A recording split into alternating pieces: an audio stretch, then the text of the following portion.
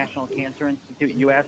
So we have been collaborating along with DCCA to help put on a series of webinars to sort of build a capacity in research and tobacco control in Africa. And so I was at the World Conference in March, as I suspect, I know some of you were as well. And it was exciting to be there and to see, the conference happening on the African continent for the first time. And obviously there was a much greater involvement from many participants from African countries. But from the NCI perspective, since we're a research organization, I did want to make the point that, of course, we support research with the understanding, and expectation that research is going to have an impact on improving public health. So, we're not interested in supporting research just for its own sake. So I think connecting, research to public health advocacy and, progress in tobacco control is really key. So, so that was part of the reason behind, putting together this session on thinking, well, what are some lessons that we can take away from the World Conference, and how can we, follow up on and implement some of the things that were, recommended there. So I understand our speaker for today is Francis Thompson, who is Executive Director of the Framework Convention Alliance. So I'll turn it over to Francis to get started. And thank you for joining us.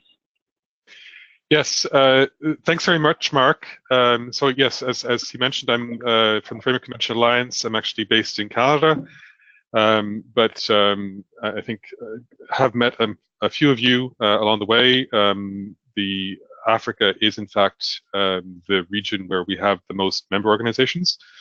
And I'm sure that many of you will know T, who's a regional coordinator in Africa, and who's now working with Elvis in Cameroon.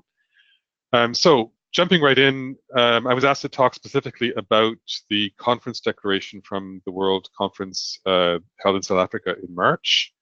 And whoops, here we go. This was the 17th World Conference, and of course these declarations have happened since the beginning of the World Conferences back in the 1960s, right? And they're basically consensus statements from all the people who attend. Usually there's a conference declaration committee that negotiates on the side, and various people submit various ideas. And then it's adopted at the final plenary, as happened again this year. So it's a kind of a cross-section of the civil society advocates, the government representatives, and various academics. And of course, the risk with these kinds of things is that they just become interesting reads and that nothing ever happens as a result. And so I think there's a desire from the conference organizers also to ensure that people actually use them for advocacy. And so this is basically what this presentation is about. I did want to mention one specific example, and probably the most famous example of a World Conference declaration having a real world impact. And that was when the World Conference was held in Paris, which I believe was 1994. They adopted, as one of the resolutions in the declaration, that the world should have a global treaty on tobacco control. And as you know, that became the Framework Convention on Tobacco Control, which is the legal basis for tobacco control, I think, in most countries. And of course, also the reason why the FCA exists. So moving on, I don't want to talk about every last paragraph in the declaration. You can read it online. I want to focus on three things where I think you can use the declaration perhaps to push for stronger tobacco control.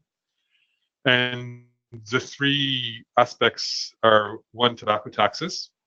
And there, I mean, as I'm sure many of you are aware, there are sort of two aspects to it. One is that tobacco tax increases have a direct impact on health by decreasing consumption of tobacco products. And secondly, of course, tobacco taxes bring in money, and governments need money and can use it for useful things, including doing more tobacco control.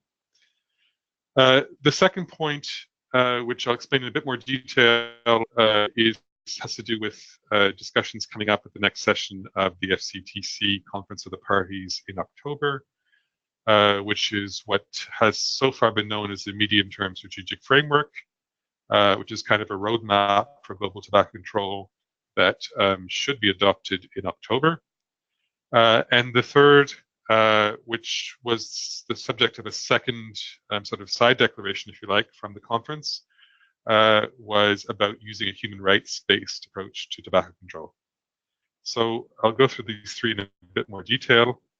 And just to mention, since I have this presentation full screen on my computer, if people are putting questions in the chat box, I can't see them right now.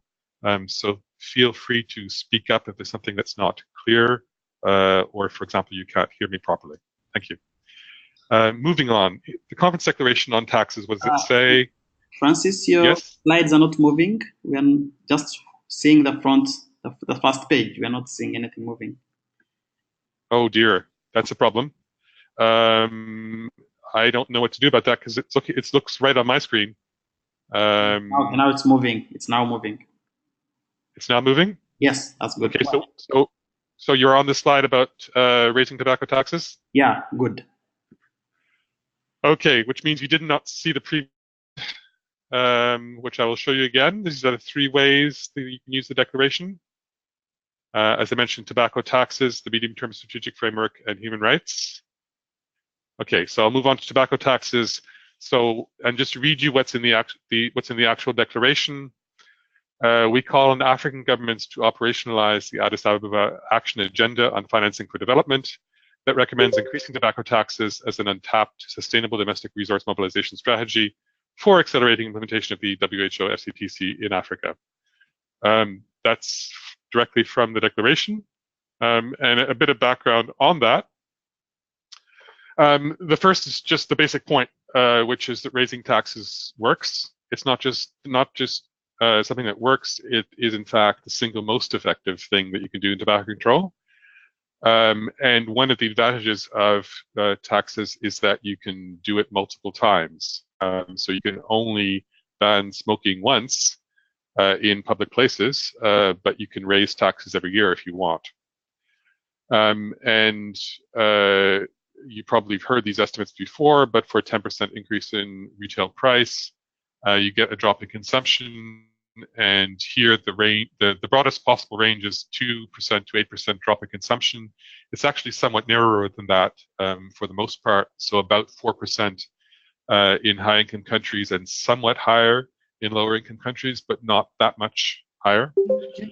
And what that means is that really in about the worst scenario, doubling the excise tax on a pack of cigarettes will increase your revenues by 30%. So it is both very effective at reducing consumption and very effective at increasing revenues. The other part of that's important from the conference declaration is the Addis Ababa Action Agenda. And I'm sure many of you will realize this was part of the discussions that accompanied the Sustainable Development Goals process that led to the SDGs being adopted in 2015. So apart from discussing what should be in the SDGs, there was a discussion which was called FFT, Financing for Development, which was about how to pay for all of that. And the conference in Addis Ababa that adopted the action agenda in 2015 also had a whole bunch of points about how to finance the broad sustainable development agenda. And one of the very few specific taxes that was mentioned was, in fact, tobacco tax, okay, as an avenue to generate resources for sustainable development, not only for tobacco control or even for NCDs. Okay. But of course, the revenue from tobacco taxes can be reinvested in tobacco control. Okay? And ideally, to bridge with the next point, for the sorts of priorities that are identified in the medium-term strategic framework that I will talk about in a minute. So what can you do? Obviously depends whether you're a government person or an NGO or an academic. But of course, ministries of finance need to be supported to increase tobacco taxes, and not just to increase rates, but to think about what kind of system they have for tobacco control. As you probably know, the recommendation from the tax economist kind of people is that a uniform specific tax is the most effective. And many African countries, for various reasons, have either multiple different tax rates for different kinds of tobacco products, or they have a percentage ad valorem tax. So there's lots of work to be done. And somebody has their microphone open, and so we're hearing a side conversation. Okay, wonderful. So the conference declaration obviously is one of many aspects that you can use to develop advocacy messages on tobacco and the need for tax increases, and have an actual advocacy plan. Of course, it doesn't suffice to just send a copy of the conference declaration to your Minister of Finance. You have to figure out how to put it in context. And I would imagine there are a number of people on the call who can help with that.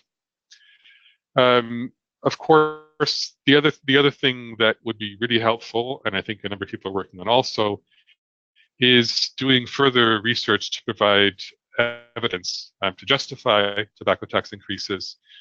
And of course, the fact that the Article 6 Knowledge Hub is located at the University of Cape Town, and I'm sure many of you will know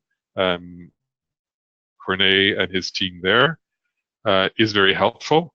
I think many people have found that even though tobacco taxes work pretty much the same way in terms of their impact on consumption everywhere in the world, many governments like to have evidence from their own country, or at least from a neighboring country. So there's probably still further need to do that kind of research. And of course, it's very helpful to share best practices on tax increases. So the experiences of relatively sharp declines in consumption. Uruguay gets cited internationally fairly often, but there are at least two good African examples. In South Africa is the one I think that's been around for the longest in terms of documentation. But Gambia over the last few years, and I would imagine Kenya and probably a number of others, it's always helpful to be able to show success, not just in reducing consumption, but also increasing revenues. So this brings me to the second point, big point from the conference declaration that I want to mention, which is this beast called the medium-term strategic framework. So I'll read you what's in the declaration. We call on parties to actively engage in the development of the WHO FCTC medium-term framework and plan, and to endorse them at the forthcoming 8th session of the Conference of the Parties. For those who haven't been to a COP session, these happen every 2 years. They move around from region to region. But this time, for the first time since COP1, it will be back in Geneva, where the Secretariat is based, in October. And I will mention that although the decision from the last COP that set this up referred to a medium-term strategic framework, the working group, I think, did decide that that was a cumbersome title, and it will probably be called simply Global Strategy for Tobacco Control by the time we get to the COP. So what is this? And it is essentially an effort to have a roadmap for global tobacco control. And the background to that, of course, is that we have a treaty, which is very unusual for health issues, and some quite detailed legal obligations for countries. and we know implementation is lagging behind. So at COP7 in 2016 in India, the governments agreed that they needed a longer-term plan to try to figure out how to speed up the implementation, how to help, in particular, the countries that lag behind to implement more rapidly. Okay, and that resulted then in this process to develop this plan. There been two meetings of the working group rather, and 2 rounds of consultations. So drafts were sent around to all governments that are parties to the FCTC for comments, I think once in February, and the second time at quite short notice in April. Of course, we're never entirely sure from our end whether, in fact, those consultation documents make it to the right people in country in time. So I'd be curious to hear from people on the call on that. But the plan should guide the work of the global tobacco control community all the way through 2025, which, as you probably know, is the final date for the NCD Global Action Plan also. And the plan focuses on overcoming the barriers to tobacco control at the country level. So, the lack of political will, the lack of resources, the lack of multi-sectoriality, I think there's a typo, which is to say, and that refers to the problem that I think many people have, which is that the tobacco control focal point is in the Ministry of Health, but they don't necessarily have access, for example, to the people at the Ministry of Finance who set the tobacco tax rate, etc. And finally, of course, the issue of tobacco industry interference, which I probably don't need to tell you is a large part of the reason why there's a lack of political will also. So the plan is supposed to identify a small number of priority actions that people will collectively try to work on that have the highest impact.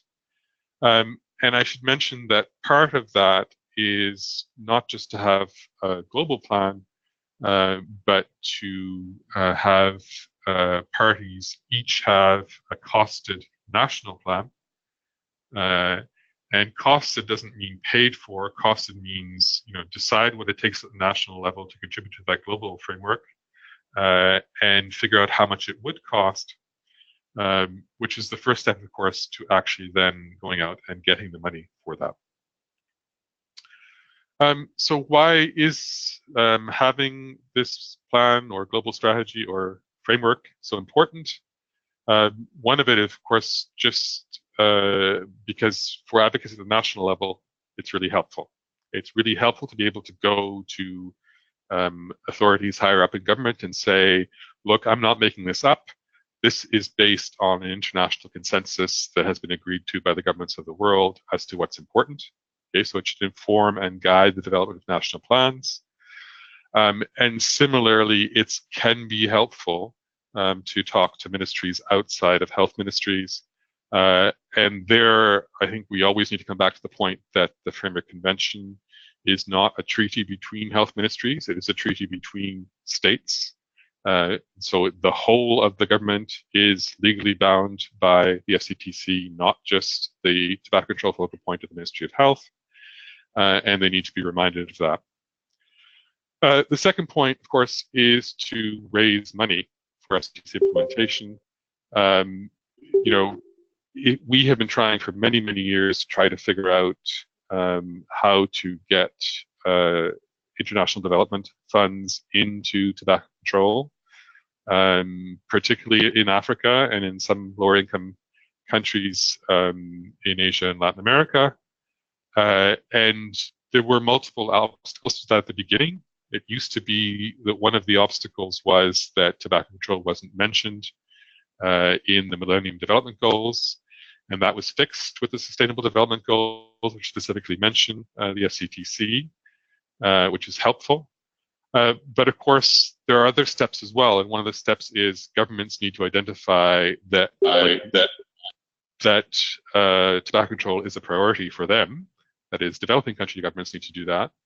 And then they need to be able to say, and this is what we want to do about it, and this is what we expect to have as a positive result, right? And that process then is something that has to continue and be pushed forward as quickly as possible.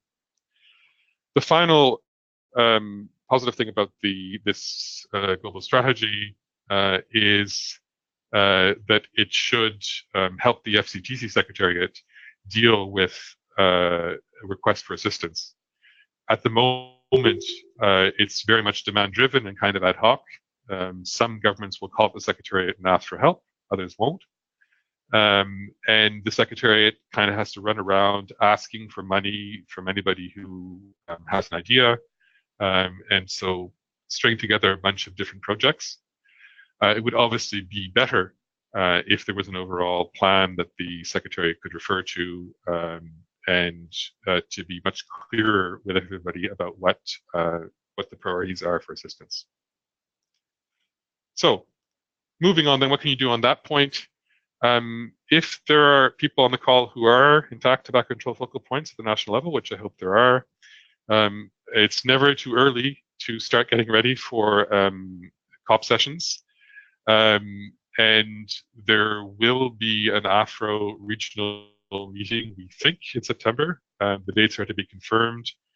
You may remember from past COP cycles that sometimes it doesn't happen until the day before the actual COP session if their logistics have become too complicated, but often it does happen in advance.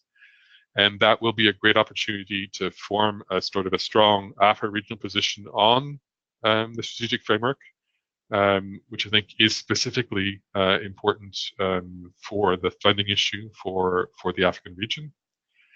The COP documents will be officially available in early August.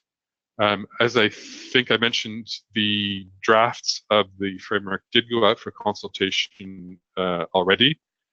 So if anybody on the call wants what went out for consultation and that didn't get it, please send me an email. And of course, it's great to think about what else you might want in the strategic plan. Not suggesting we should renegotiate it from scratch in October, but there usually is room for tweaking.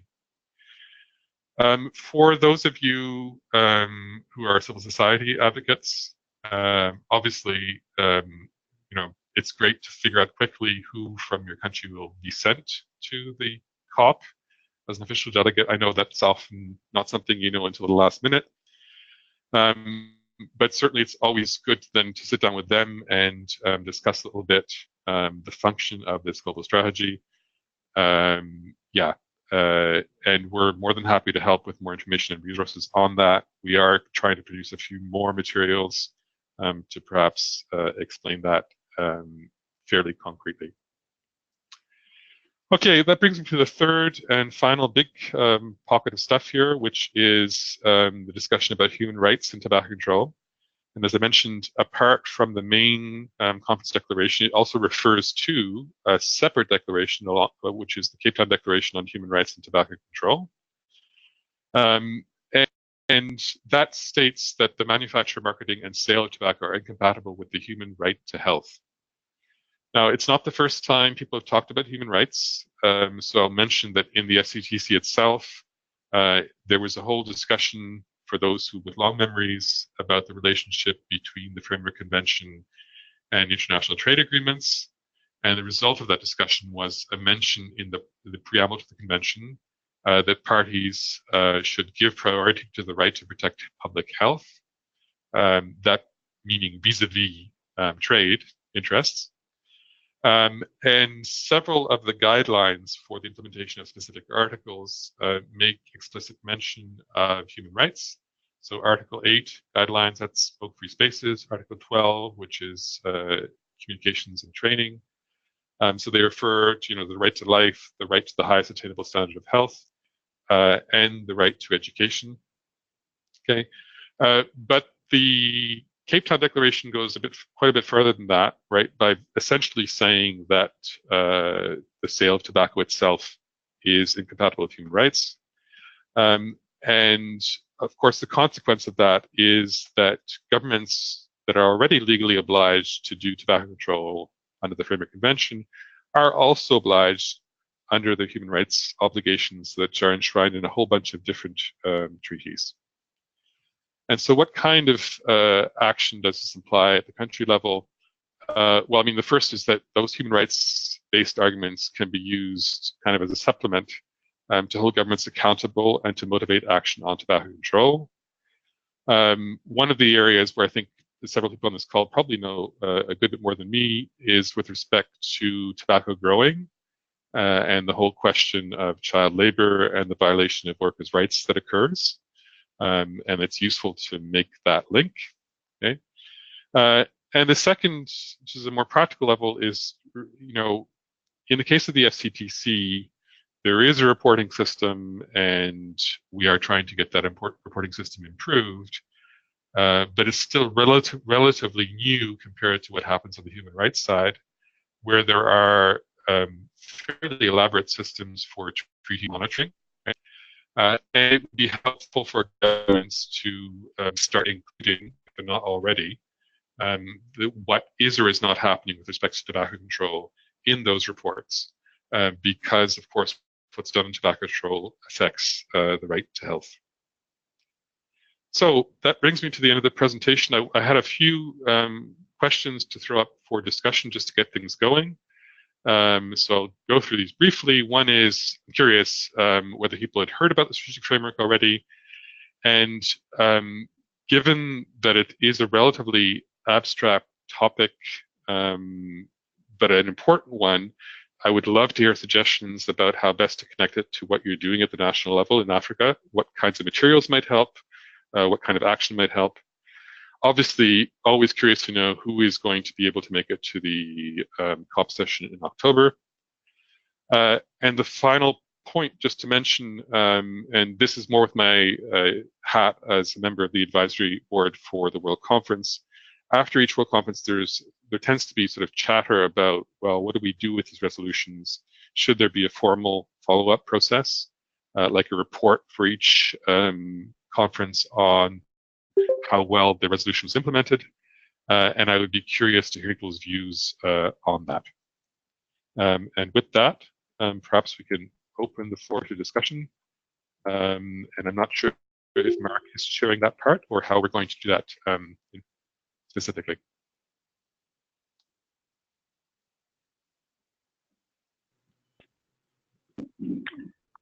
So does somebody there have access to the screen? If anyone has questions, Hello, Francis. to submit. Oh, yes. Thank you so much for that presentation. Though we still were stuck with one page slide, it was not moving. Maybe you could try and move down to the questions of the slide which has the discussion questions.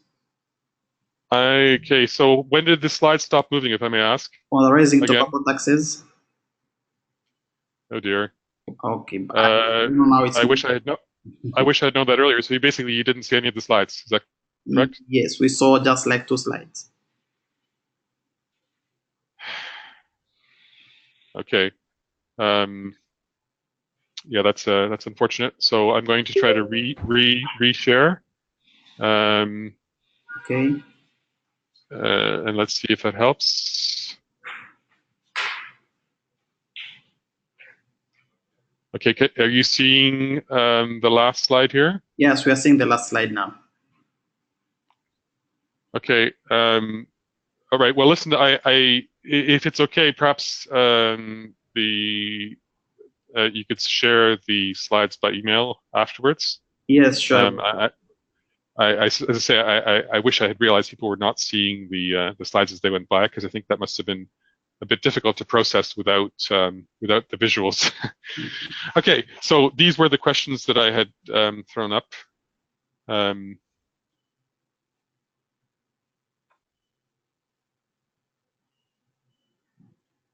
Okay, if we have any questions from the participants, please, you can unmute your mic and then go ahead to ask the questions.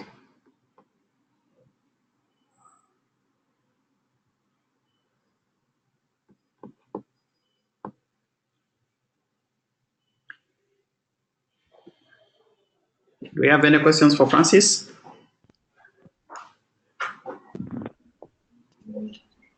Yes, we do.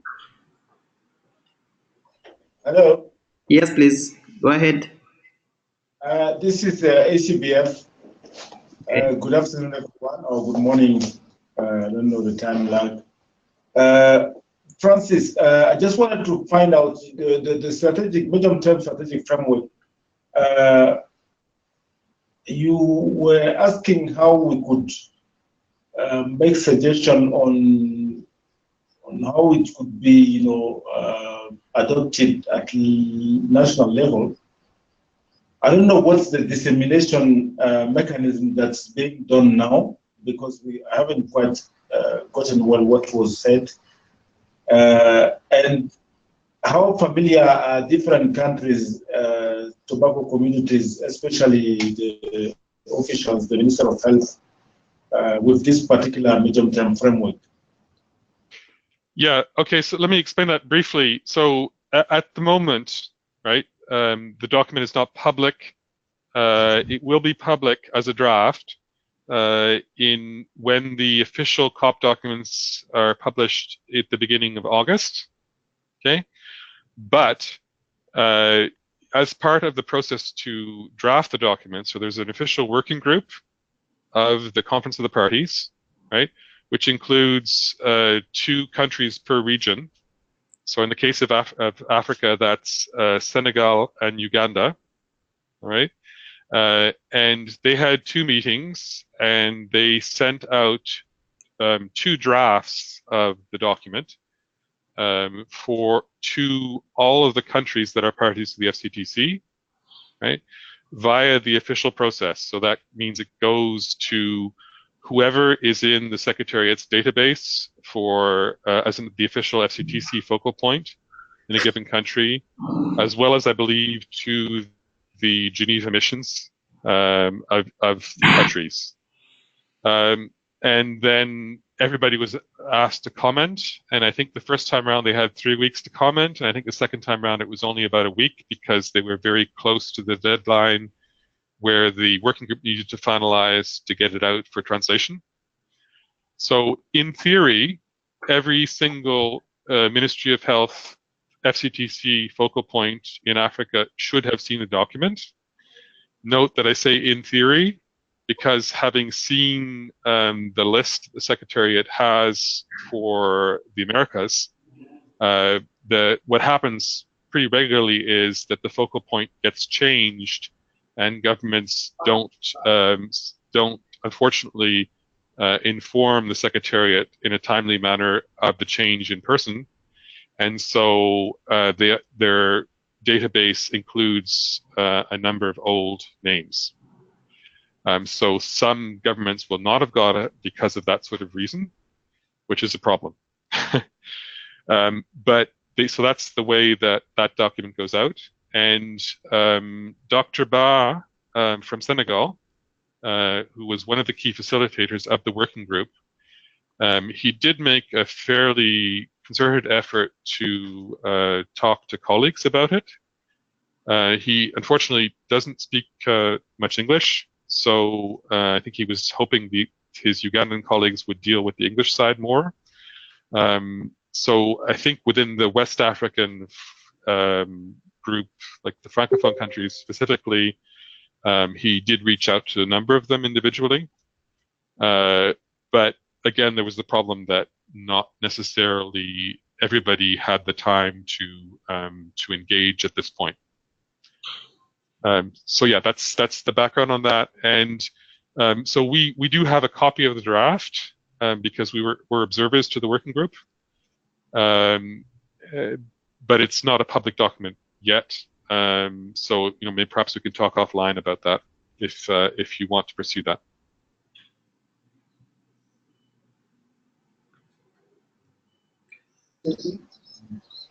Okay. Thank you. Thank you, Francis. Do we have any other question?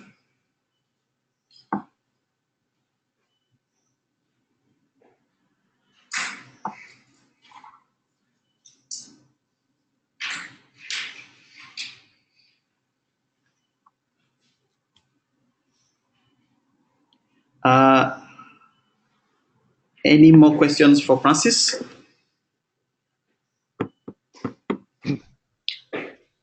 Mark, are you still there?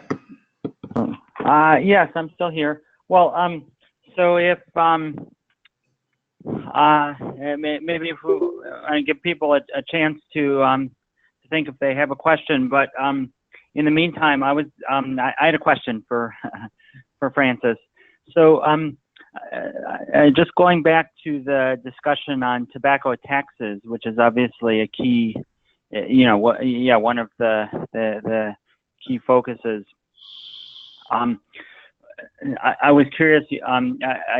You didn't mention the illicit trade protocol, and I was wondering if you see how that fits in, because potentially one of the issues that people may face in going to their governments to talk about tobacco taxes is the concern over illicit trade, and so I don't know if there's any way to use the sort of emerging illicit trade protocol as a way to address that. Yeah, Mark, thanks for that reminder. I'm more than happy to say a couple of words about the ITP. So the illicit trade protocol, I think as people know, was negotiated a number of years ago, and it requires 40 countries to become parties in order to come into effect, and we're now at 35. And so there's a bit of a ticking clock on that one, which is if we hit 40 countries by the 2nd of July, then the first meeting of the parties to the ITP will happen right after the session of the Conference of the Parties in October. Okay, and it's essentially like a new treaty. It's only open to those who are also parties to the SCTC, but it's essentially a whole new set of obligations and a whole new structure. And we're thinking it's probably more likely than not that it will come into effect. And at the moment, there are actually a lot of parties in Africa because, in part because the Secretariat and WHO focused more on Africa for the ratification campaign. It's I think sort of a document that's useful, the protocol, before it comes into effect, primarily as a sort of response to the illicit trade arguments that the industry always raises. So it's not the case that illicit trade is just something that always happens and can't be avoided if you raise taxes. There are a whole bunch of measures that governments can take that have a proven track record. And most of them are in the illicit trade protocol itself. So it's a good recipe book for those who have to deal with that argument. Of course, if and when the protocol comes into effect, it should be that much more helpful for people to deal with that.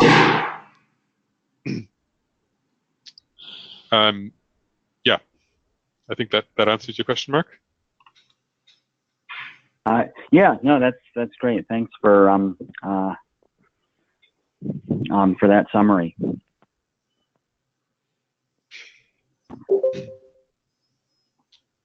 Okay, thank you, Francis. If we don't have any other questions, please, then we can say thank you, Francis. I have another question from ACBF. Okay. Can I come in? Yes, please go ahead. Yeah. Okay. Thank you very much, Francis. The question on the last bulletin of your discussion on the informal discussion of the World Conference resolutions. My view, because I think you want people's view, I think it would be good to formalize some of these resolutions in terms of clustering them, maybe per country or per institutional mandate, so that at least we can keep a trend of the impact of this World Conference to see how are they impacting in terms of implementation of tobacco control after having this conference. So to me, it could be a way also of evaluating the effectiveness and the translation of conference resolutions into action. Thank you. Okay. Yeah, thanks for that. And I would just bounce back that I certainly will pass that on to the rest of the advisory board on that. I think what we will find fairly quickly is that the main determinant of whether the World Conference resolutions have an impact is whether or not people use them. And so obviously if people go home and then just forget about them, they're not going to be very helpful. They do need to actually then have individual bits of the declaration then used for advocacy purposes, which is why I would encourage people to sort of think of it as a toolbox where there are different bits in there, different paragraphs that can be used for different advocacy purposes.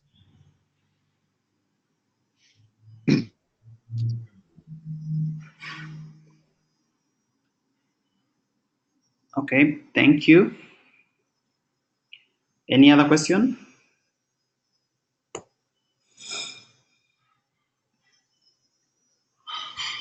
Okay, seems we don't have more questions then. Thank you so much, Francis, and thank you everyone for participating. If you missed out on the slides, they will be on the CTCA website, plus the plus this webinar, which are going to be uploaded on the CTCA website and shared. So you can find both the presentation and the video there. So thank you so much. Francis, any last word? No, I just hope to see lots of you in October. Okay.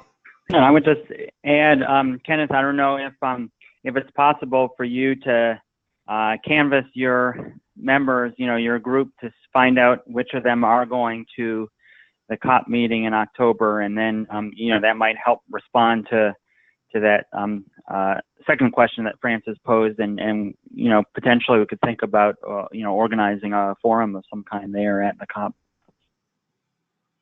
if that's helpful. Yeah. Oh, okay, that's helpful. Okay. Well. Okay. Goodbye then. Okay, thank you so much, and goodbye everyone. See you at the COP. Great, thanks everyone.